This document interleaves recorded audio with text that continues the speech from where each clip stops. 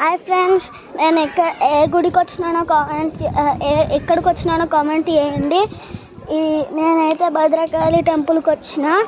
ఎక్కడ సైడో చెప్పండి. ప్లేస్ చూడండి.